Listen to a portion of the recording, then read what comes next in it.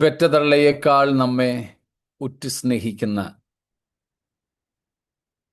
പിതാവായ ദൈവത്തിന് സ്തോത്രവും സ്തുതിയും ഉണ്ടാകുമാറാകട്ടെ. നമുക്കെല്ലാവർക്കും വേണ്ടി അറുക്കപ്പെട്ട ദൈവകുഞ്ഞാടായ ക്രിസ്തുയേശുവിന്റെ നാമത്തിൽ ഉള്ള സ്നേഹവും വന്ദനങ്ങളും അറിയിക്കുന്നു. നമുക്കൊരുമിച്ച് കർത്തൃപാദങ്ങളിലായിരിക്കാൻ ദൈവം നമ്മോട് കരുണ കാണിക്കുന്നല്ലോ. സ്തോത്രം. അവിടെയായി ദൈവം നമ്മെ പിന്നെയും കാക്കട്ടെ. കർത്താവ് നമ്മെ സൂക്ഷിക്കുമാറാകട്ടെ. നീട്ടിയ ഭുജത്താലും ബലമുള്ള കരത്താലും ഇസ്രായേലിനെ മരുഭൂമിയിൽ നടത്തിയതുപോലെ നമ്മെയും ഈ മരുഭൂമിയിൽ നമ്മുടെ സിയോൻ യാത്രയിൽ സഹായിക്കുന്നതിനായിട്ട് സ്തോത്രം ചെയ്യുന്നു. പിതാക്കന്മാർക്ക് സ്വർഗത്തിൽ നിന്നുള്ള അപ്പം മന്ന കൊടുത്ത് അവരെ പരിപോഷിപ്പിച്ചെങ്കിൽ യഥാർത്ഥത്തിൽ ജീവന്റെ അപ്പമായ ക്രിസ്തുവിനെ നമുക്ക് വേണ്ടി അവിടുന്ന് നൽകി. അതിനായിട്ട് സ്തോത്രം. ആ ക്രിസ്തുവിലൂടെ ജീവൻ, നിത്യജീവൻ, സമൃദ്ധിയായ ജീവൻ പ്രാപിപ്പാൻ ദൈവം നമുക്ക് അവസരങ്ങളെയും നൽകുന്നല്ലോ. കർത്താവിനെ വാഴ്ത്തുന്നു. നമുക്ക് ആ കൃപയിൽ നിലനിൽപ്പാൻ ദൈവം സഹായിക്കട്ടെ എന്ന് പ്രാർത്ഥിച്ചുകൊണ്ട് ഒരിക്കൽ കൂടെ ദൈവത്തിന് മഹത്വവും എല്ലാ വിശുദ്ധന്മാർക്കും വന്ദനവും നേർന്നുകൊണ്ട് നമ്മൾ പഠിച്ചു വരുന്ന തിരുവചന ഭാഗത്തേക്ക് ശ്രദ്ധ തിരിക്കുന്നു. എബ്രായ ലേഖനം 2-ാമത്തെ അധ്യായം 5 മുതൽ 8 വരെയുള്ള വാക്യങ്ങൾ ഒന്നും കൂടെ നമുക്ക് വായിച്ചുകൊണ്ട് തുടരാം. നാം പ്രസ്താവിക്കുന്ന ഭാവി ലോകത്തെ അവൻ ദൂതന്മാർക്കല്ലല്ലോ കീഴ്പ്പെടുത്തിയത്. എന്നാൽ മനുഷ്യനെ നീ ഓർക്കേണ്ടതിന് അവൻ എന്ത്, മനുഷ്യപുത്രനെ സന്ദർശിക്കേണ്ടതിന് അവൻ എന്തുമാത്രം. നീ അവനെ ദൂതന്മാരെക്കാൾ അല്പം മാത്രം താഴ്ത്തി തേജസ്സും ബഹുമാനവും അവനെ അണിയിച്ചിരിക്കുന്നു. നിന്റെ കൈകളുടെ പ്രവൃത്തികൾക്ക് നീ അവനെ അധിപതിയാക്കി സകലവും അവന്റെ കാൽ കീഴാക്കിയിരിക്കുന്നു എന്ന് ഒരുവൻ ഒരിടത്ത് സാക്ഷ്യം പറയുന്നു. സകലവും അവനെ കീഴാക്കിയതിൽ ഒന്നിനെയും കീഴ്പ്പെടുത്താതെ വിട്ടിട്ടില്ല. എന്നാൽ ഇപ്പോൾ സകലവും അവനെ കീഴ്പ്പെട്ടതായി കാണുന്നില്ല. സ്തോത്രം. നാം ഈ ഭാഗത്തു നിന്ന് മനുഷ്യനെ കുറിച്ചുള്ള പരാമർശമാണ് പഠിക്കുന്നത്. മനുഷ്യനെ കുറിച്ചുള്ള വേദപുസ്തകത്തിന്റെ അടിസ്ഥാന ഉപദേശം ദൈവം മനുഷ്യനെ തൻ്റെ സ്വരൂപത്തിലും സാദൃശ്യത്തിലും സൃഷ്ടിച്ചു, അവരെ അനുഗ്രഹിച്ചു എന്നുള്ളതാണല്ലോ. സ്തോത്രം. അപ്പോൾ ദൈവത്തിൻ്റെ സ്വരൂപത്തിലും സാദൃശ്യത്തിലും സൃഷ്ടിക്കപ്പെട്ട മനുഷ്യൻ, ഈ സ്വരൂപ സാദൃശ്യങ്ങൾ എന്താണെന്നാണ് നമ്മളിപ്പോൾ പഠിച്ചുകൊണ്ടിരിക്കുന്നത്. അതിൽ നമ്മൾ മനസ്സിലാക്കി 3 കാര്യങ്ങളാണ്. ഒന്ന്, ആദ്യമായി കണ്ടത് ഈ രൂപ സാദൃശ്യം എന്തല്ല. 2, അത് ശാരീരികമാണെന്ന് വെച്ചാൽ എന്താകാനാണ് സാധ്യത. 3, അതിൻ്റെ യഥാർത്ഥ അർത്ഥം എന്ത്.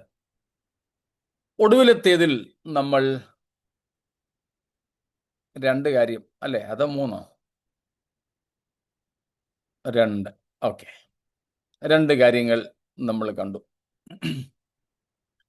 പ്രധാനമായും നമ്മൾ സാദൃശ്യത്തോടുള്ള ബന്ധത്തിലാണ് കണ്ടത്. സാദൃശ്യം, സ്വരൂപം, 2 സാദൃശ്യം. രണ്ടും ഒന്നല്ല, രണ്ടും 2ആണ്. എന്നാൽ വളരെ സാമ്യം ഉണ്ട് താനും. സ്വരൂപവും സാദൃശ്യവും ഒന്നല്ല, അത് രണ്ടും 2ആണ്. എന്നാൽ ഏറെ സാമ്യം ഉണ്ട് താനും.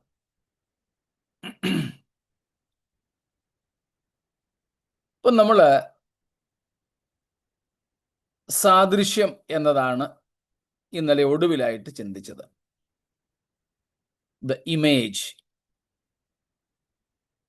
the likeness, not image, likeness.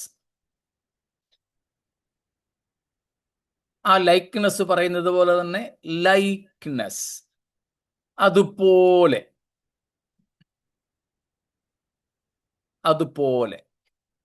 ഇപ്പൊ ദൈവത്തെ പോലെ,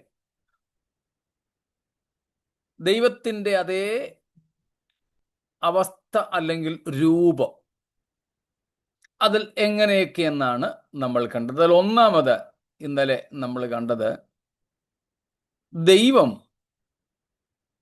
നന്മ തിന്മകളെ അറിയുന്ന ദൈവമാണ്. സർവജ്ഞനായതുകൊണ്ട് തിന്മ അറിയത്തില്ല എന്നില്ല. എന്നാൽ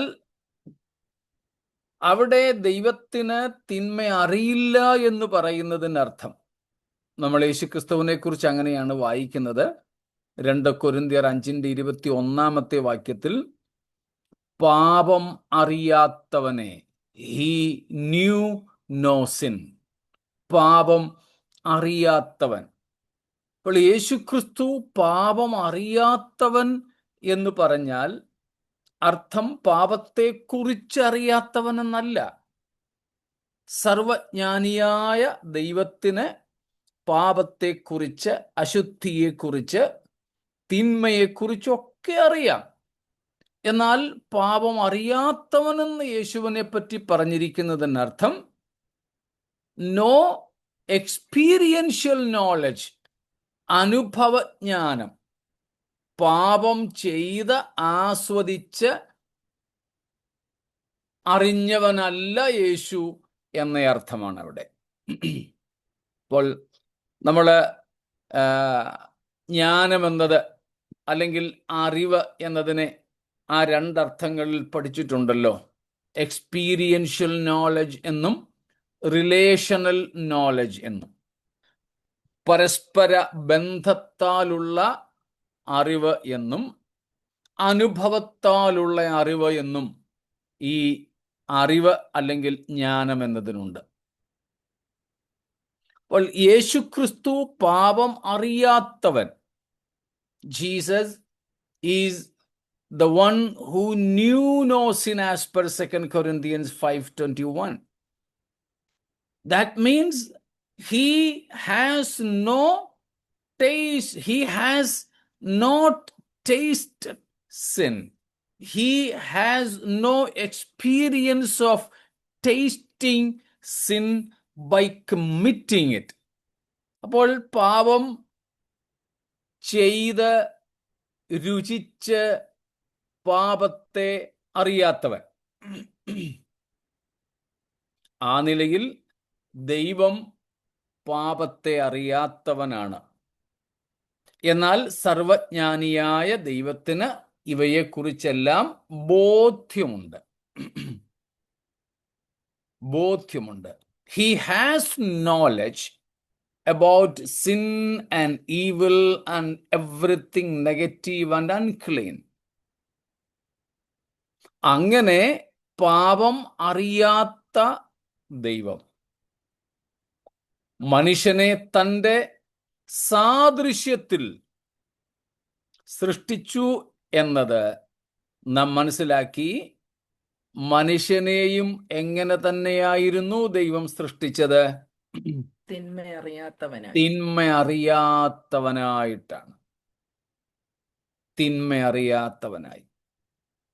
അങ്ങനെ തന്നെ അവനായിരിക്കണമെന്നും ദൈവം ആഗ്രഹിച്ചിരുന്നു.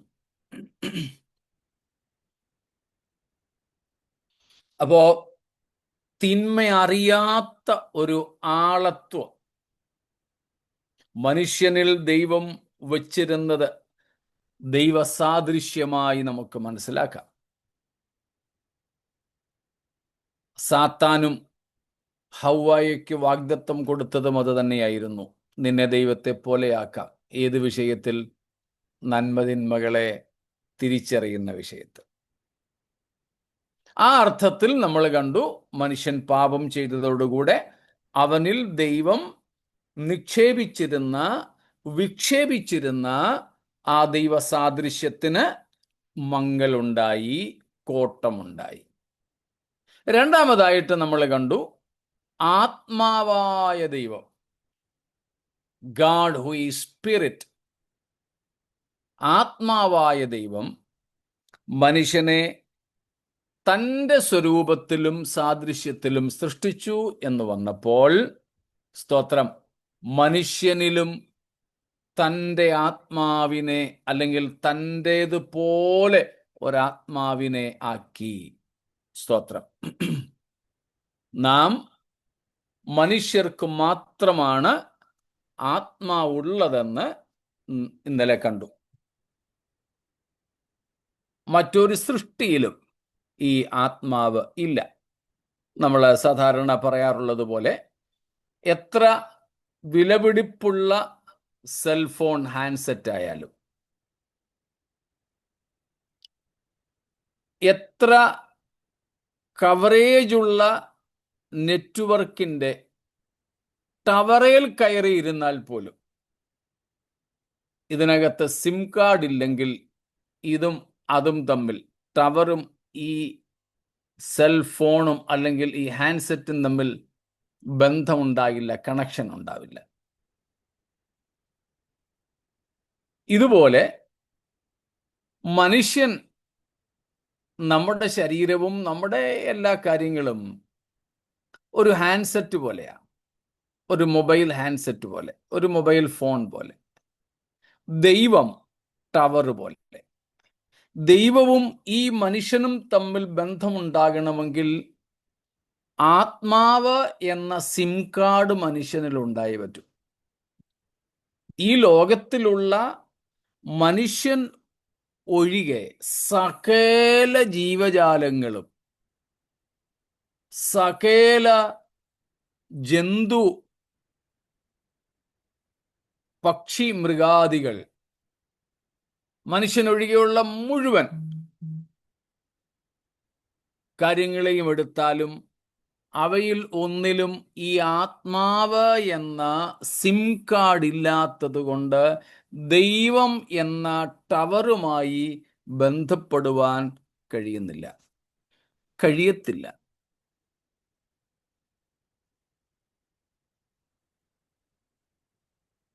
പാൻതീസത്തിൽ എല്ലാത്തിലും ദൈവമുണ്ട് എന്ന ഒരു വിശ്വാസത്തിലാണ് തൂണിലും തുരുമ്പിലും ഈച്ചയിലും പൂച്ചയിലും പാമ്പിലും ചേമ്പിലും എല്ലാം ദൈവമുണ്ട് എന്ന ഒരു വിശ്വാസം വരുന്നത്. അതിനെ പാൻതീസം എന്നാണ് വിളിക്കുന്നത്.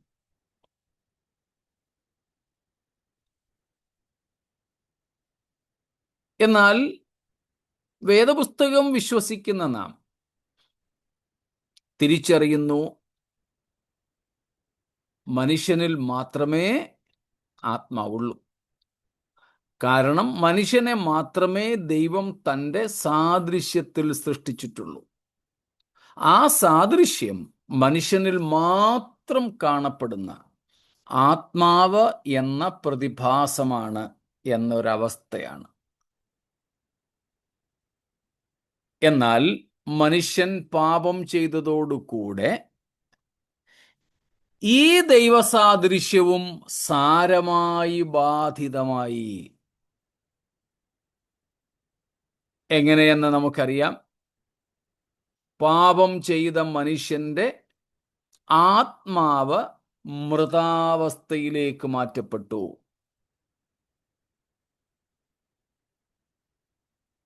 അതുകൊണ്ടാണ് പൗലോസ് എഫേസ്യർ 2:1 5 പറയുന്നത്, അതിക്രമങ്ങളാലും പാപങ്ങളാലും, അല്ലെങ്കിൽ അതിക്രമങ്ങളിലും പാപങ്ങളിലും എന്നായാലും കുഴപ്പമില്ല, മരിച്ചവരായിരുന്ന നമ്മെ.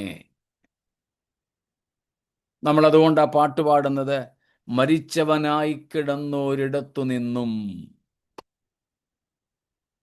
അപ്പോൾ മനുഷ്യൻ പാപം ചെയ്തതോടുകൂടെ ദൈവം അവനിൽ പകർന്നിരുന്ന ആത്മാവിന് മരണം സംഭവിച്ചു.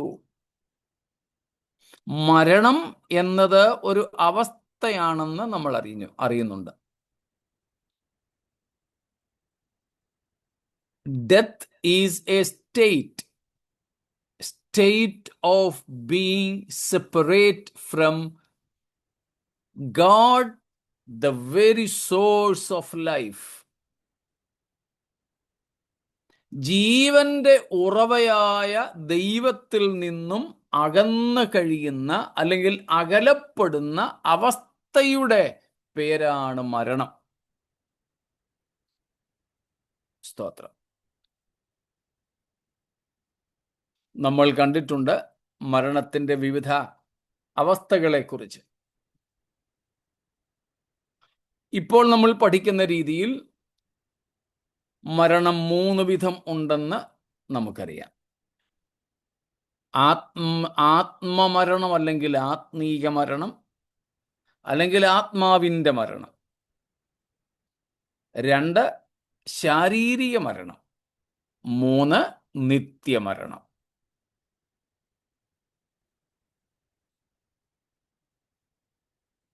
So death is a state. It is not a cessation of existence. നമുക്കറിയാം, നമ്മൾ പഠിച്ചിട്ടുള്ളതാ. അസ്തിത്വത്തിൻ്റെ നശീകരണമല്ല മരണം. അസ്തിത്വമില്ലാതാകുന്നതല്ല മരണം. മരണം കൊണ്ട് അസ്തിത്വത്തിന് കേടുവരുന്നില്ല, ആസ്തിക്യമില്ലാതാകുന്നില്ല. സ്തോത്രം. അപ്പോൾ മരണത്തെ നമ്മൾ നിർവചിച്ചിട്ടുണ്ട്, അല്ലെങ്കിൽ മരണത്തെ പറ്റിയുള്ള മൂലഭാഷയുടെ നിർവചനം നമ്മൾ പഠിച്ചിട്ടുണ്ട്. Conscious existence in separation from God, the very source of life. Conscious existence in separation from God. ജീവന്റെ ഉറവയായ ദൈവത്തിൽ നിന്നും വേർപെട്ടിട്ടും ബോധപൂർവവുമായുള്ള നിലനിൽപ്പിനെയാണ്, അവസ്ഥയെയാണ് മരണമെന്ന് വിളിക്കുന്നത്. ജീവന്റെ സ്രോതസ്സായ ദൈവത്തിൽ നിന്നും അകന്നും അപ്പോൾ തന്നെ ബോധപൂർവവുമായ ഒരു ആസ്തികത, നിലനിൽപ്പ്. സ്തോത്രം. ബോധമൊന്നും ഇല്ലാതെ വരുന്നില്ല. മരിച്ചാലും നമുക്ക് ആ ബോധത്തിലാണ് കഴിയുന്നത്. അതുകൊണ്ടാണ് യാതന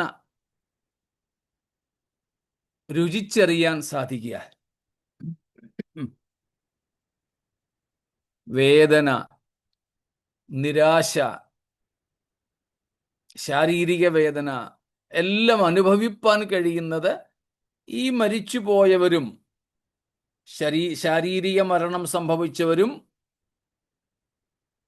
ബോധപൂർവമായി നിലനിൽക്കുന്നു എന്നുള്ളതിനാൽ. അപ്പോൾ അതാണ് മരണം.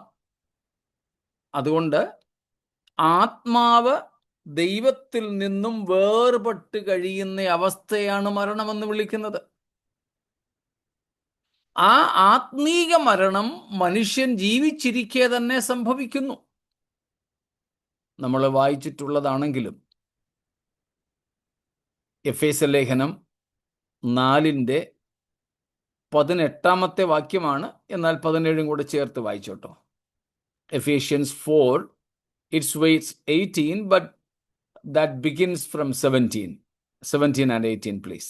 ആകയാൽ ഞാൻ കർത്താവിൽ സാക്ഷീകരിച്ചു പറയുന്നത് എന്തെന്നാൽ, ജാതികൾ തങ്ങളുടെ വ്യർത്ഥബുദ്ധി അനുസരിച്ച് നടക്കുന്നത് പോലെ നിങ്ങൾ ഇനി നടക്കരുത്.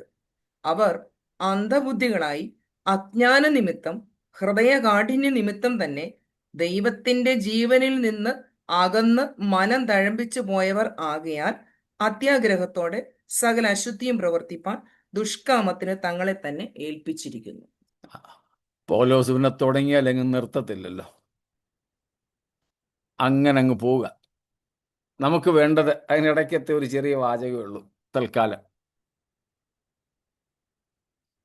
അന്യജാതികൾ ദൈവത്തിൻ്റെ ജീവനിൽ നിന്നും അകന്നവരായിട്ട് കഴിയുന്നു. അപ്പോൾ ദൈവത്തിൻ്റെ ജീവനിൽ നിന്ന് ഉള്ള അകൽച്ചയ്ക്ക് പറയുന്ന പേരാണ് മരണം. അല്ലെങ്കിൽ ദൈവത്തിൻ്റെ ജീവനിൽ നിന്ന് വേർപെടുന്ന അവസ്ഥ. അതുകൊണ്ടാണ് നമ്മൾ ആത്മീയതയ്ക്ക് മറ്റൊരു നിർവചനം മനസ്സിലാക്കിയിട്ടുള്ളത്. Christian spirituality is a relationship. ക്രിസ്തീയ ആത്മീയത ഒരു ബന്ധമാണെന്ന് നമ്മൾ പഠിച്ചിട്ടുള്ളത് ഈ അർത്ഥത്തിലാണ്. ഇപ്പൊ ദൈവത്തോടെ ചേർന്നിരിക്കുന്നിടത്തോളം കാലം നമുക്ക് ജീവനുണ്ട്. ദൈവത്തിൽ നിന്ന് അകലും തോറും ആ ജീവൻ നമുക്ക് നഷ്ടമായി വരുന്നു. ചിലരൊക്കെ മൊത്തമായിട്ട് അങ്ങ് വിട്ടുപോയിട്ടില്ല, പക്ഷേ കഷ്ടിച്ച് വലിച്ചു വിട്ടാണ് ഒന്ന് ശ്വസിക്കുന്നതെന്നേ ഉള്ളൂ. ഇങ്ങനെ ഒരു ചെറിയ മിടിപ്പ് മാത്രം, നാഡി മാത്രം. അതും എല്ലാ സ്ഥലത്തെയും നാഡികളും ചിലപ്പോൾ ഇടിക്കുന്നില്ല. ചിലയിടത്തെയൊക്കെ നാഡിയുടെ മിടിപ്പ് പോലും നിന്നിട്ടുണ്ട്.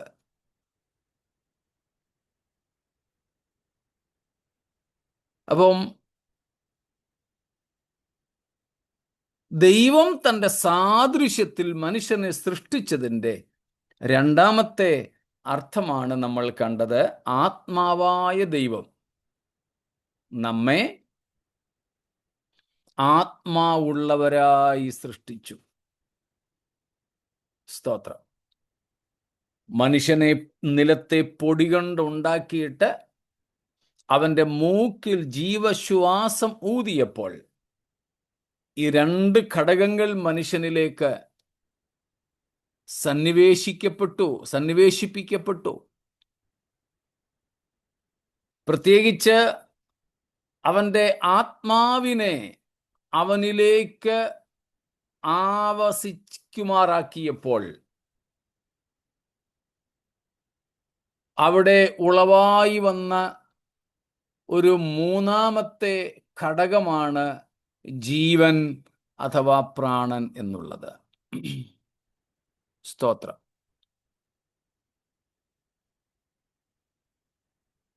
അതുകൊണ്ടാണ് മരണത്തിൽ ആത്മാവും പ്രാണനും ശരീരത്തെ വിട്ടുപോകുന്നു എന്ന് നമ്മൾ നേരത്തെ ഒരിക്കൽ പഠിച്ചത്. ജീവനില്ലാതിരുന്ന നിലത്തെ പൊടി കൊണ്ടുണ്ടാക്കപ്പെട്ട ശരീരത്തിലേക്ക് ദൈവം ആത്മാവിനെ അയച്ചപ്പോൾ, ഊതിയപ്പോൾ അവൻ ജീവനുള്ള ദേഹിയായി മാറി. ആത്മാവും പ്രാണനും ഒരുമിച്ച് ഇവനിലേക്ക് പ്രവേശിച്ചു. അവൻ്റെ ആ ശരീരം ജീവനുള്ളതായി. ഇതുപോലെ ഒരു ദിവസം ഈ ശരീരത്തിൽ നിന്ന് ഈ ആത്മാവും പ്രാണനും കൂടെ വേർപെടുമ്പോൾ പിന്നെയും ഈ ശരീരം മണ്ണിൽ ലയിച്ചു ചേരത്തക്കതുപോലെ നിർജീവമായി തീരും.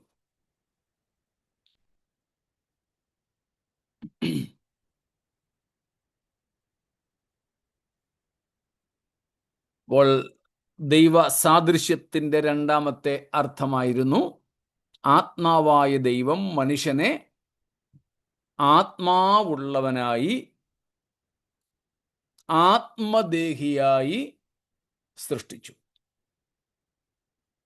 എന്നാൽ പാപം ചെയ്തപ്പോൾ ഈ ഘടകത്തിനും ഏറ്റവും വലിയ തകരാറുണ്ടായി. മനുഷ്യൻ ദൈവത്തിൽ നിന്നും അകന്നു. അതുകൊണ്ട് ദൈവത്തിൻ്റെ ജീവന് ഇവനിലേക്ക് ഒഴുകിയെത്തുവാൻ കഴിയാതെയായി അകൽച്ച നിമിത്തം. നമുക്കറിയാമല്ലോ, നമ്മുടെ ഒക്കെ വീടുകളിലെ ഇലക്ട്രിക് കണക്ഷൻസ് ഒരു ചെറിയ മുടിനാരിഴയുടെ അത്രയുമെങ്കിലും ഒരു വിടവ് ഈ കണക്ഷൻസിന് വന്നാൽ, അല്ലെ നമ്മുടെ സ്വിച്ചിനകത്ത് വന്നാൽ, വേണ്ടതുപോലെ വൈദ്യുതി അതിൻ്റെ സ്രോതസ്സിൽ നിന്ന് നമ്മുടെ ഉപകരണത്തിലേക്ക് ഒഴുകിയെത്തത്തില്ല. ലൈറ്റ് ആണെങ്കിൽ കെടുകയും കത്തുകയും ചെയ്തുകൊണ്ടിരിക്കും. ലൂസ് കണക്ഷൻ എന്ന് നമ്മൾ പറയും.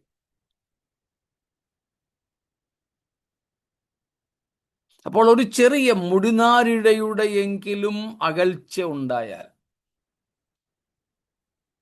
അത്രമാത്രം പ്രയാസമുണ്ട്.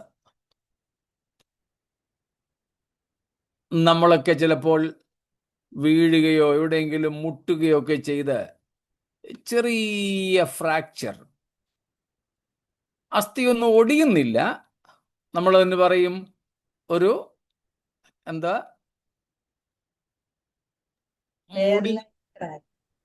ഹെയർ ലൈൻ ഫ്രാക്ചർ, ഒരു മുടിനാരിഴയുടെ പോലെ. അത് സാധാരണക്കാർ ചിലപ്പോൾ ആ എക്സ്റേ നോക്കിയാൽ തിരിച്ചറിയത്ത് പോലുമില്ല. വിദഗ്ധന്മാർ, സ്പെഷ്യലിസ്റ്റുകൾ നോക്കിയാലേ അതും തിരിച്ചറിയൂ. നമ്മൾ നോക്കിയാൽ ഒന്നും തിരിച്ചറിയാനൊക്കാത്തതുപോലെയുള്ള വെറും ഹെയർ ലൈനായിട്ട്, വെറും മുടിയുടെ അത്രയും പോലും ഒരുപക്ഷെ കാണില്ല. പക്ഷെ അത്രയുമെങ്കിലും മൈക്രോ മില്ലിമീറ്ററിൻ്റെ എങ്കിലും ചെറിയൊരു വ്യത്യാസം വന്നാൽ ആ വ്യക്തിക്ക് എന്തൊരു വേദനയാ. ആ ചെറിയ വിടവ്, ആ ഒട്ടലൊന്ന് മാറിയെന്നേ ഉള്ളൂ. പൊട്ടലുണ്ടായിട്ടില്ല, ഒരു കൊച്ചൊട്ടലെന്ന് മാറി. എന്തൊരു വേദനയാ. 2 ആഴ്ചയെങ്കിലും പ്ലാസ്റ്റർ ഇട്ട് അനങ്ങാതിരിക്കണം. അങ്ങനെയാണെങ്കിൽ പാപം ഒരു ഹെയർ ലൈൻ ഫ്രാക്ചർ അല്ല ദൈവത്തിനും മനുഷ്യർക്കും ഇടയിൽ കൊണ്ടുവരുന്നത്. ഒരു ഗൾഫാണ്, ഒരു വലിയ എന്താണ് പറയുന്നത്, വിടവാണ് കൊണ്ടുവരുന്നത്. അടുപ്പിക്കാൻ കഴിയാത്തതുപോലെ, അടുക്കാൻ കഴിയാത്തതുപോലെയുള്ള ഒരു വിടവ്.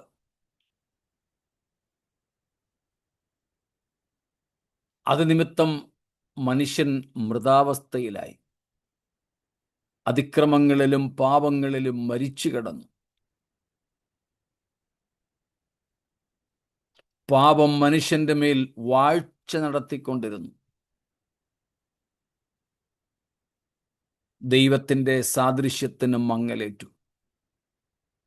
അത് രണ്ടാമത്തെ അർത്ഥം.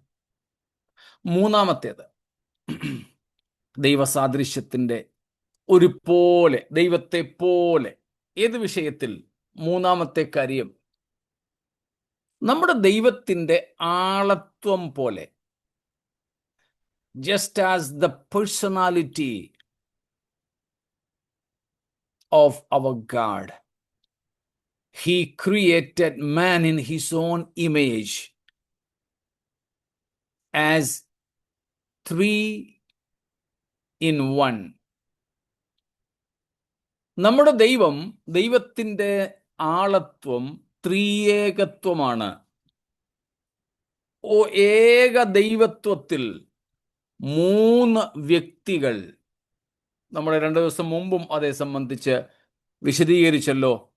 അതുകൊണ്ട് ഇവിടെ വിശദീകരണം വേണ്ടി വരില്ലായിരിക്കും. നമ്മുടെ ദൈവത്തിൻ്റെ, വേദപുസ്തകത്തിലെ ദൈവത്തിൻ്റെ മാത്രം പ്രത്യേകതയാണ് ത്രിയേക ദൈവം എന്നത്. ത്രിയേക ദൈവം.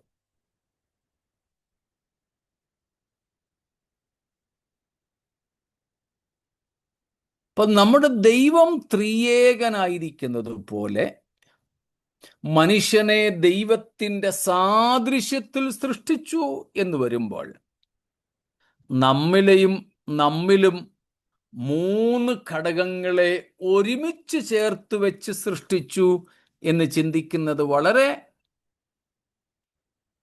യുക്തിസഹമാണ്. വിശദീകരിക്കാതെ നമുക്കറിയാം, നമ്മിൽ ആത്മാവ്, പ്രാണൻ, ദേഹം എന്ന മൂന്ന് ഘടകങ്ങൾ ഒരുമിച്ച് ചേർത്ത് വയ്ക്കപ്പെട്ടിരിക്കുന്നു. Spirit, soul and body.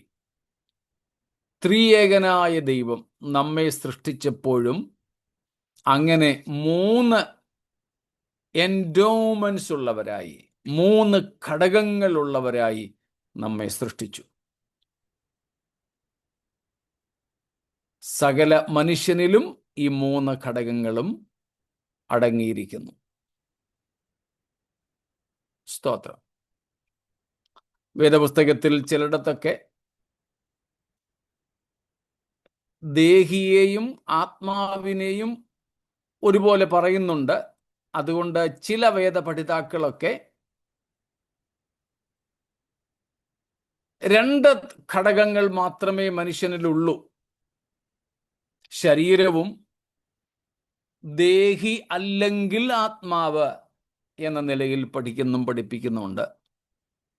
എന്നാൽ മറ്റ് പലയിടങ്ങളിലും ബൈബിൾ വ്യക്തതയോടെ നമ്മെ പഠിപ്പിക്കുന്നു, ദേഹം, ദേഹി, ആത്മാവ്. നമ്മൾ പറയുമ്പോൾ, ദൈവം പറയുമ്പോൾ തിരിച്ച് ആത്മാവ്, ദേഹി, ദേഹം. പല ഭാഗങ്ങളിലുമുണ്ട് അത്. സ്തോത്രം.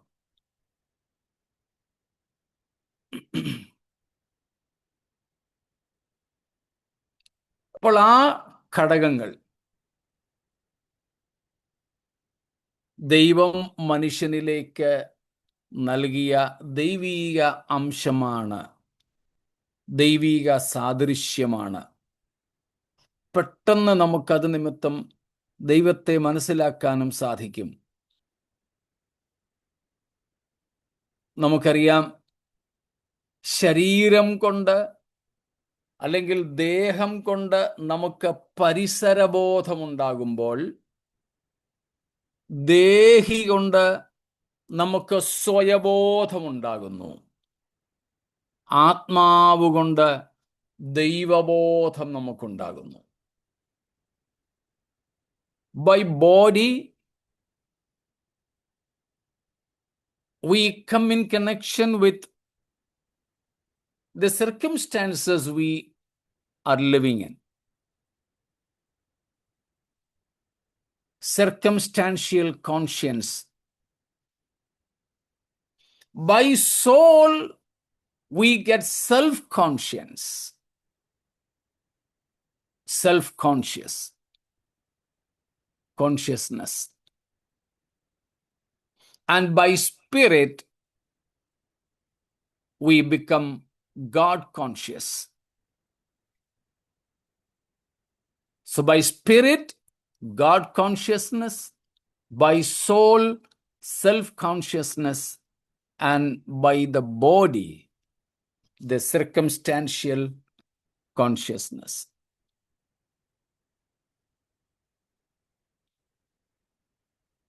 സ്വയബോധം നമുക്ക് ദേഹിയിൽ, പ്രാണനിൽ ഉണ്ടാകുമ്പോൾ, ദൈവബോധം ആത്മാവിലാണ്. ആ ആത്മാവിൻ്റെ പുനർജീവിപ്പിക്കൽ, അതിനെയാണ് ആത്മീയ ജനനമെന്നും ആത്മീയ ഉയർപ്പെന്നും ജീവനെന്നും ഒക്കെ വിളിക്കുന്നത്. ആ ഒരു ഘടനയിലാണ് ദൈവം നമ്മെ സൃഷ്ടിച്ചത്. പിതൃപുത്ര പരിശുദ്ധാത്മാവാം ദൈവം ത്രിയേകത്വ ഘടനയിൽ ദൈവം നമ്മെ സൃഷ്ടിച്ചു. അത് നമുക്ക് ദൈവ സാദൃശ്യമായി മനസ്സിലാക്കാം. വേറെ ഒരു സൃഷ്ടിയിലും അങ്ങനെയില്ല. നമ്മൾ ആത്മാവിനെ കുറിച്ച് കണ്ടപ്പോഴും ഇത് തന്നെയാണ് കണ്ടത്. ഒരു മനുഷ്യനിലും ആത്മാവുള്ളതുപോലെ ഒരു ജീവിയിലും ഒരു ജന്തുവിലും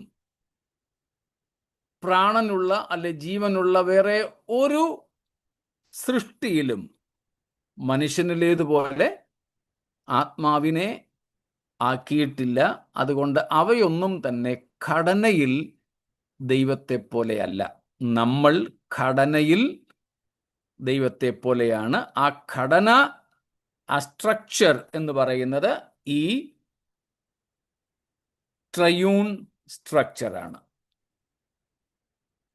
പിതാവും പുത്രനും പരിശുദ്ധാത്മാവുമായ ദൈവം മനുഷ്യനെയും ആത്മാവും പ്രാണനും ദേഹവും ഉള്ളവരായി സൃഷ്ടിച്ചു.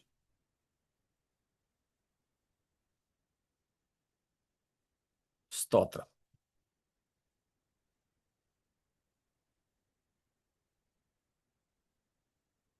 അടുത്തത്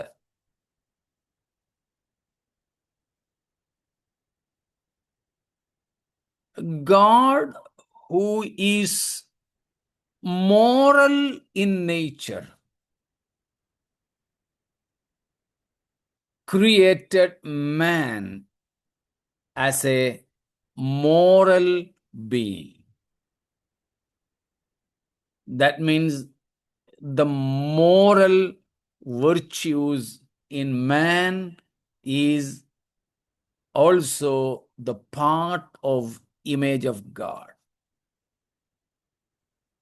സ്തോത്രം.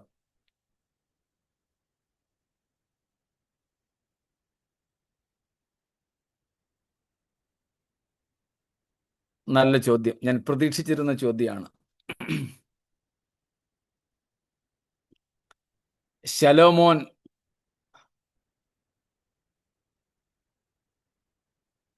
സഭാപ്രസംഗി 3-ാം അധ്യായം 21-ാമത്തെ വാക്യത്തിൽ ഫ്രസ്ട്രേറ്റഡ് ആയിട്ട്,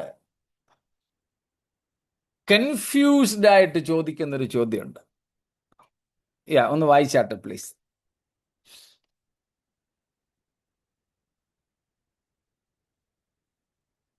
സഭാപ്രസംഗി എക്ലേസിയാസ്റ്റസ് 3:21. Who knoweth the spirit of man that goes upward, and the spirit of the beast that goes downward to the earth?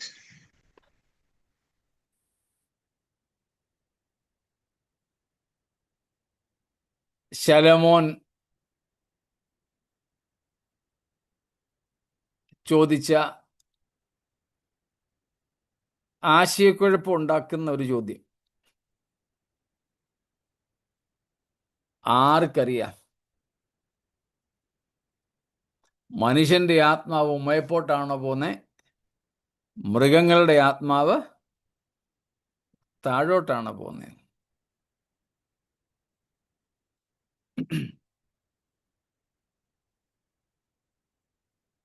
ഒന്നാമത്തെ കാര്യം,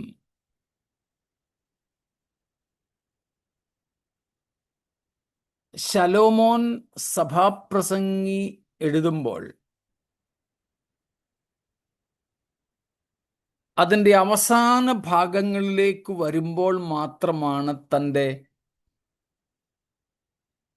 ദൈവമുഖത്തെ അല്ലെ ദൈവോന്മുഖമായ രീതിയിൽ പൂർണ്ണമായും പറയുന്നതും എഴുതുന്നതും. അല്ലാത്തപ്പോൾ ഒരു ജ്ഞാനിയെപ്പോലെ, ഒരു സാധാരണ ജ്ഞാനി ഉന്നയിക്കുന്ന സംവാദപരമായ താർക്കികമായ ചോദ്യങ്ങൾ ഉന്നയിക്കും പോലെ വാദങ്ങൾ നിരത്തി ചില കാര്യങ്ങൾ പറയുകയാണ്. അതിലൊന്നാണിത്. അങ്ങനെയുള്ള പലതും ശലോമോൻ പറഞ്ഞിട്ടുണ്ട്. മറ്റൊരു ഭാഗത്ത് പറയുന്നുണ്ട്, നീ അതിനീതിമാനായിരിക്കുമെന്നും വേണ്ട, അതുകൊണ്ട് പ്രത്യേകിച്ച് പ്രയോജനമൊന്നുമില്ല.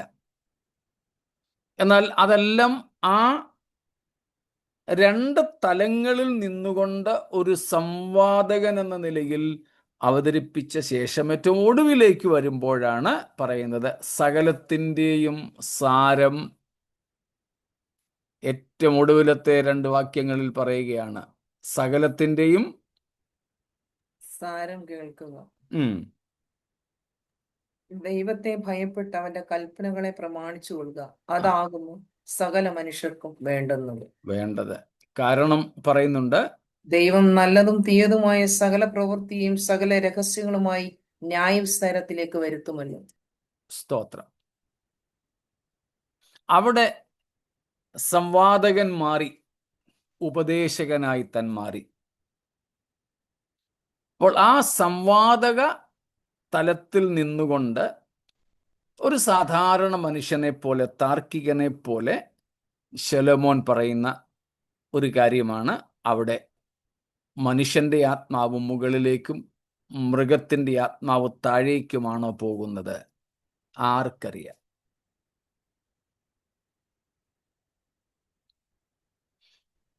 അവിടെ നിന്ന് മൃഗത്തിന് ആത്മാവുണ്ട് എന്ന് സ്ഥാപിക്കത്തക്ക യാതൊന്നും നമുക്ക് ലഭിക്കുന്നില്ല.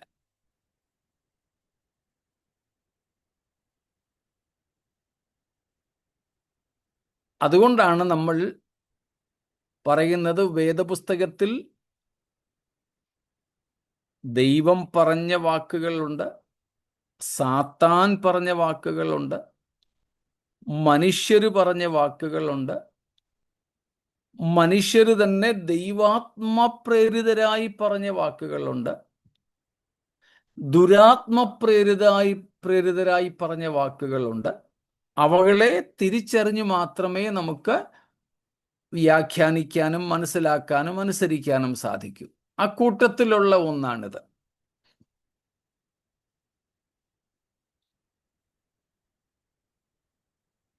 ഇയ്യോബിന്റെ പുസ്തകത്തിൽ നിന്ന്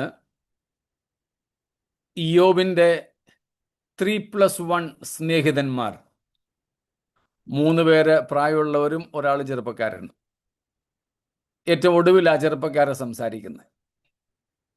അതിന് ഇയ്യോബും ഉത്തരവൊന്നും കൊടുക്കുന്നില്ല, ദൈവവും മറുപടിയൊന്നും പറയുന്നില്ല. എന്നാൽ മറ്റു 3 പേര് പറയുന്ന ഒത്തിരി കാര്യങ്ങൾ നമുക്ക് എടുത്ത്, പല പ്രസംഗകരും ആ ഭാഗങ്ങൾ അത് അവരുടെ വാക്കുകളും എടുത്ത് വ്യാഖ്യാനിക്കാറുണ്ടെന്നാണ് എനിക്ക് തോന്നുന്നത്. ഞാൻ ശ്രദ്ധിച്ചിട്ടില്ല കാര്യം. 4:19 നമ്മൾ മിക്കപ്പോഴും എടുക്കുന്ന മനുഷ്യനെ കുറിച്ചുള്ള നിർവചനവും ഇയ്യോബ് പറയുന്നതല്ല. എന്നാൽ അത് ശരിയായിട്ടുള്ളതായതുകൊണ്ട് നമ്മൾ അതിനെ ഉൾക്കൊള്ളുന്നേ ഉള്ളൂ. വേദപുസ്തകത്തിന്റെ ഉപദേശമാണത്. അതുകൊണ്ട് അതല്ലാതെ മറ്റു പല കാര്യങ്ങളും ഈ സ്നേഹിതന്മാർ പറഞ്ഞത്, ഈ ആദ്യത്തെ 3 സ്നേഹിതന്മാർ പറഞ്ഞത് ഇയ്യോബിന്റെ പുസ്തകത്തിലുണ്ട്. അത് ചിലത് വാസ്തവ വിരുദ്ധമായിട്ടുള്ളതാ. അതുകൊണ്ടാണ് ഒടുവിൽ ദൈവം അവരെ ശാസിക്കുന്നതും അവരുടെ പാപത്തിന്റെ പരിഹാരത്തിന് വേണ്ടി യാഗം കഴിക്കാൻ ഇയ്യോബിനോട് ദൈവം പറയുന്നത്. അത് നമുക്ക് വ്യാഖ്യാനിക്കാനോ അത് ഉപദേശമായിട്ട് സ്വീകരിക്കുവാനോ സാധ്യമല്ല.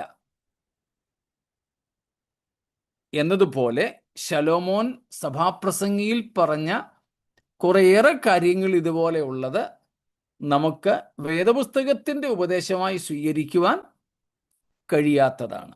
പുറത്തൊരു പക്ഷെ ഒരാളോട് പറഞ്ഞാൽ ഈ കാര്യങ്ങൾ മനസ്സിലാകില്ല എന്ന് നമുക്കറിയാം. എന്നാൽ ബൈബിൾ വ്യാഖ്യാനത്തിന്റെ രീതിയിൽ നമ്മൾ മനസ്സിലാക്കേണ്ടതിന് വേണ്ടി ഇങ്ങനെ പറഞ്ഞതാ. അതല്ലാതെ അവിടെ ആ വാക്യം വെച്ച് മനുഷ്യനെ പോലെ മൃഗത്തിനും ആത്മാവുണ്ടെന്നും അല്ലെങ്കിൽ മൃഗത്തിനും മനുഷ്യനും ഒന്നും ഒരാത്മാവ് ഇല്ലെന്നും സ്ഥാപിക്കത്തക്ക വചനോപദേശം അല്ല അവിടെ ഉള്ളത്.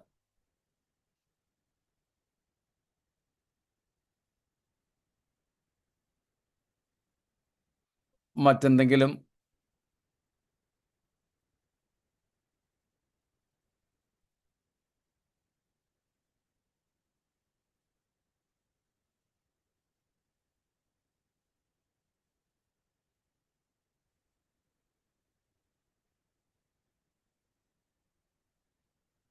എന്നാൽ മുൻപോട്ട് പോകാമല്ലോ.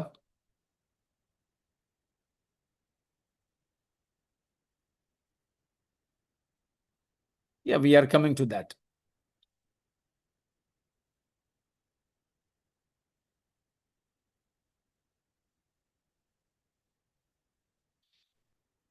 ശരി, എങ്കിൽ നമ്മളിപ്പോൾ ഒടുവിൽ പറഞ്ഞ ദൈവ സാദൃശ്യത്തിന്റെ അർത്ഥത്തിലേക്ക് വരാം. God, the utmost moral being, created man also in his own image, means the input moral characteristics in man. ദൈവം ഏറ്റവും വലിയ സാൻമാർഗിക ശ്രേഷ്ഠതകളുള്ള ആളത്വമാണ്. ആ സന്മാർഗ അല്ലെങ്കിൽ സാൻമാർഗികമായ മോറലായിട്ടുള്ള പ്രകൃതം മനുഷ്യനിൽ പകർന്നിരിക്കുന്നു. ആ മനുഷ്യനിലെ മൊറാലിറ്റി, ഹൈ മൊറാലിറ്റി, അത് ദൈവ സാദൃശ്യത്തിന്റെ ഭാഗമാണ്. ദൈവ സാദൃശ്യത്തിന്റെ ഭാഗമാണ്.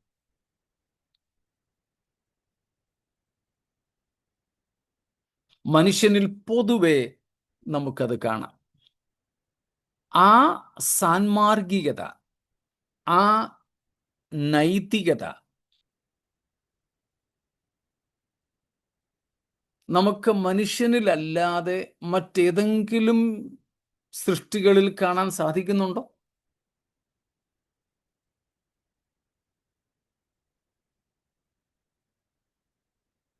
മനുഷ്യനിൽ തന്നെ അതിൻ്റെ അളവുകൾക്ക് വ്യത്യാസമുണ്ട്.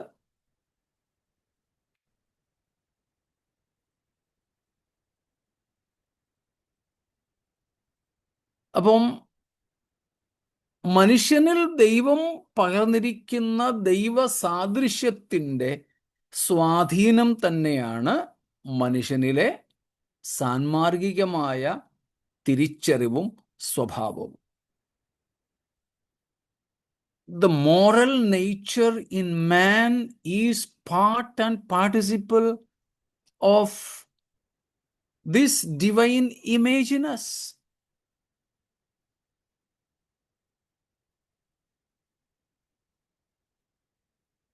That also was partially affected when human beings committed sin. മനുഷ്യൻ പാപം ചെയ്തപ്പോൾ ഈ ഭാഗത്തിനും പൂർണ്ണമായിട്ടല്ല ഭാഗികമായ തകരാറ് സംഭവിച്ചിട്ടുണ്ട്. ഭാഗികമായ തകരാറ് സംഭവിച്ചു, പൂർണ്ണമായിട്ട് സംഭവിച്ചിട്ടില്ല. കർത്താവായ യേശുക്രിസ്തുവിലൂടെ, പരിശുദ്ധാത്മാവിൻ്റെ പ്രവർത്തനത്തിലൂടെ നമുക്ക് ഈ ലോകജീവിതത്തിൽ വെച്ച് തന്നെ അതിലേക്ക് തിരികെ വരുവാനും സാധ്യത കർത്താവ് തന്നിട്ടുണ്ട്.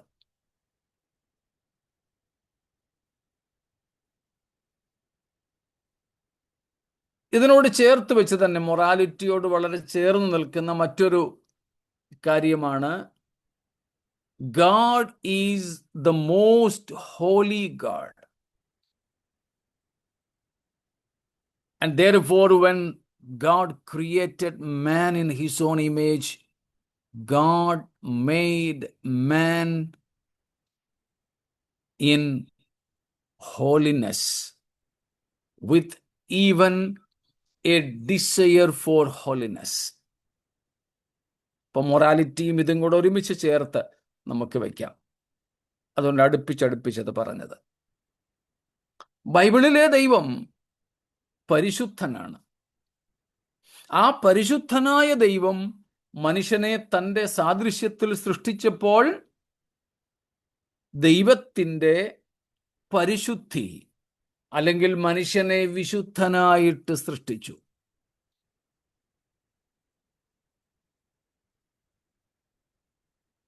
ശലോമോൻ തന്നെ പറയുന്നുണ്ട്, ദൈവം മനുഷ്യനെ നേരുള്ളവനായി സൃഷ്ടിച്ചു, അവനോ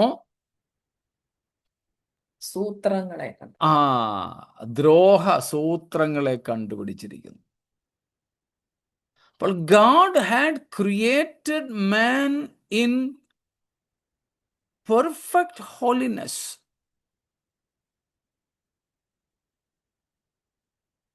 ദൈവം മനുഷ്യനെ സൃഷ്ടിച്ചത് തന്നെ പോലെ വിശുദ്ധിയുടെ അവസ്ഥയിൽ തന്നെയാണ്. സ്തോത്രം. മനുഷ്യന്റെ അകത്ത് വിശുദ്ധിക്ക് വേണ്ടിയുള്ള ഒരു ദാഹം ഉണ്ട് താനും. ഇന്നും പാപം ചെയ്ത ശേഷവും മനുഷ്യന്റെ അകത്ത് അതുണ്ട്.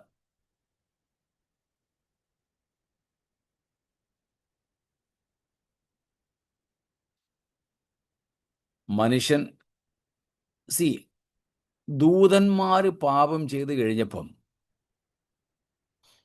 അവരാ പാപത്തിൽ നിന്ന്, അല്ലെങ്കിൽ അതിൻ്റെ പരിണിത ഫലത്തിൽ നിന്ന്, കോൺസിക്വൻസസ്, അതിൻ്റെ പരിണിത ഫലത്തിൽ നിന്നെങ്കിലും പുറത്തു വരാനുള്ള ശ്രമങ്ങളൊന്നും നടത്തിയില്ല. എന്നാൽ മനുഷ്യനോ, അവൻ അതിൽ നിന്ന് പുറത്തു വരാൻ ഒത്തിരി ശ്രമിക്കുന്നു. ഇന്നും മനുഷ്യൻ അത് ശ്രമിച്ചുകൊണ്ടിരിക്കുന്നു.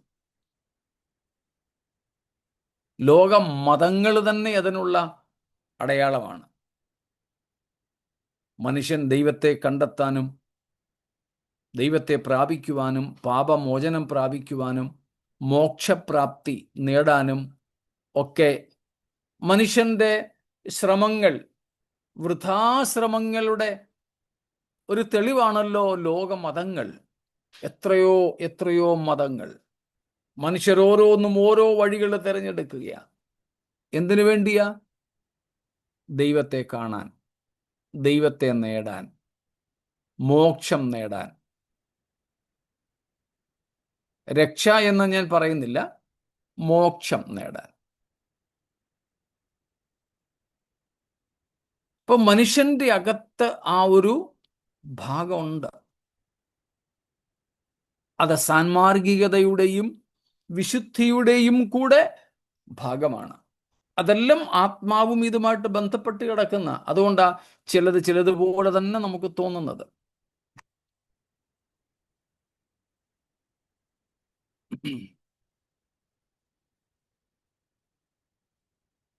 മനുഷ്യനിൽ ദൈവം തൻ്റെ സാദൃശ്യം വെച്ചു, അല്ലെങ്കിൽ ദൈവത്തിൻ്റെ സാദൃശ്യത്തിൽ മനുഷ്യനെ സൃഷ്ടിച്ചു എന്ന് പറയുമ്പോൾ ഉള്ള മൂന്നാമത്തെയും നാലാമത്തെയും കാര്യങ്ങളാണ് നമ്മൾ കണ്ടത്. മൊറാലിറ്റി ആൻഡ് ഹോളിനെസ്, സാൻമാർഗികമായ അവബോധവും വിശുദ്ധമായ അവസ്ഥയും അല്ലെങ്കിൽ വിശുദ്ധിയും.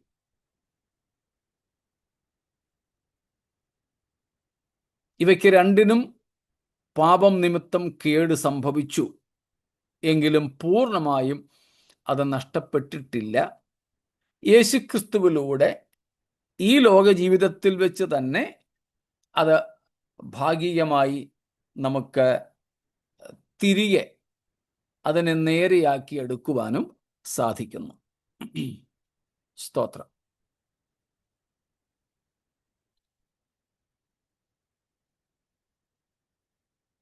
ആ സാൻമാർഗികതയും വിശുദ്ധി.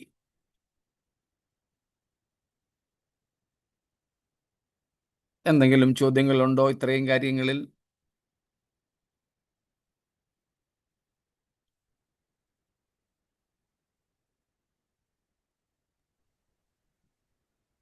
So sometimes we see, may not be morality, but we hear about animals showing compassion. We hear about whales or dolphins rescuing humans. That's not morality, but what is that? I don't know. They are not moralities.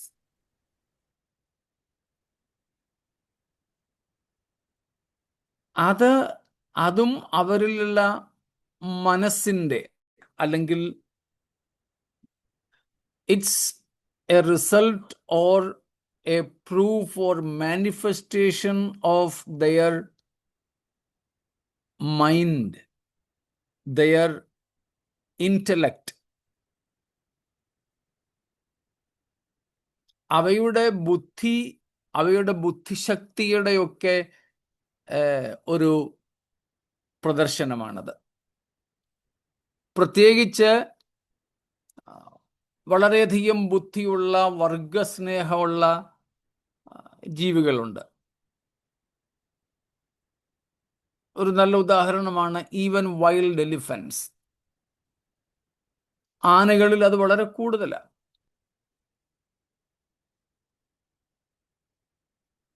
കുരങ്ങ് വർഗങ്ങളിലുണ്ട്.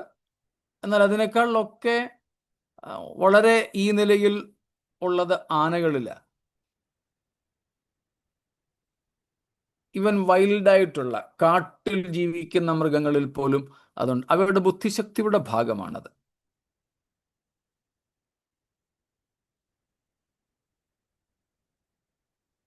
അത് മൊറാലിറ്റിയുടെ ഭാഗമല്ല. മൊറാലിറ്റിയുടെയും divine ഇമേജിൻ്റെയും ഭാഗമല്ല അത്. അതിൻ്റെ intellect.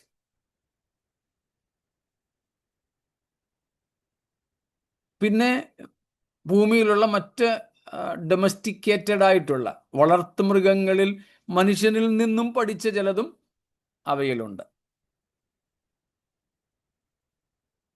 ഇപ്പം dog squad, നായ്ക്കളെ തന്നെ എന്തെല്ലാം രീതിയിൽ മനുഷ്യനേക്കാൾ കൂടുതൽ കാര്യങ്ങൾ ചെയ്യാനായിട്ട് അവയെ ട്രെയിൻ ചെയ്തെടുക്കുന്നുണ്ട്.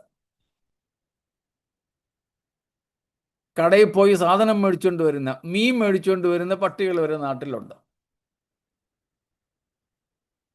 പാർട്ട് ഓഫ് ട്രെയിനിങ് എന്ന് പറയുമ്പോൾ അതിൽ തന്നെയുള്ള ആ ബുദ്ധിയെ തിരിച്ചറിഞ്ഞ്, അതിൻ്റെ ഇൻ്റലക്റ്റിനെ തിരിച്ചറിഞ്ഞ് അതിനെ ഒന്ന് ട്രെയിൻ ചെയ്തെടുക്കുന്ന ഒരു കാര്യം അത്. അങ്ങനെ നാച്ചുറലി ഈ ബുദ്ധിശക്തിയുള്ള പക്ഷികളും മൃഗങ്ങളും ഓൾറെഡി ഉണ്ട്. That cannot be compared with this image and morality. Part of intellect.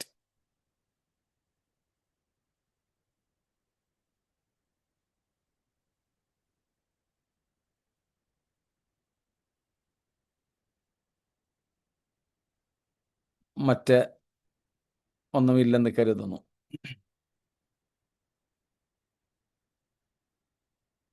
സ്തോത്രം. നമ്മെ തൻ്റെ സ്വരൂപത്തിലും സാദൃശ്യത്തിലും സൃഷ്ടിച്ച് ഈ ഭൂമിയിൽ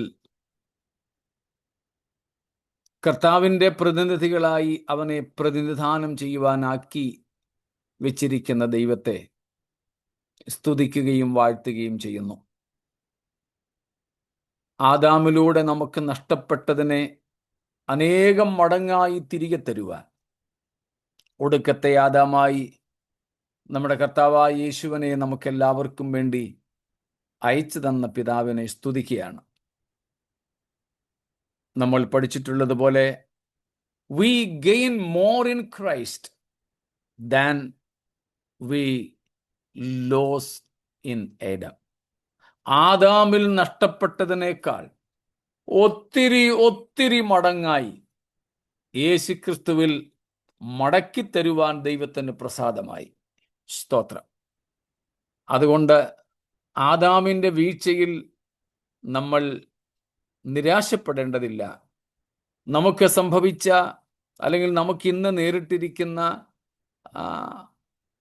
പാപത്തിൻ്റെതായ സൃഷ്ടിപരമായ വീഴ്ചയിൽ നിരാശപ്പെട്ടു പോകാതെ കർത്താവിൽ പൂർണ്ണ ആശ്രയം വെച്ചും യേശുക്രിസ്തുവിലൂടെ നമുക്ക് നിത്യതയിൽ തിരികെ ലഭിപ്പാൻ പോകുന്ന തേജസ്സിൻ്റെ ഘനത്തെ ഓർത്ത് ദൈവത്തിൻ്റെ അനാദി നിർണയത്തിൽ വിധേയപ്പെട്ട് മുൻപോട്ട് ജീവിക്കുവാനും ഈ വചനങ്ങളാൽ ദൈവം നമ്മെ ഒരുക്കട്ടെ. ദൈവം നമ്മെ സഹായിക്കുമാറാകട്ടെ.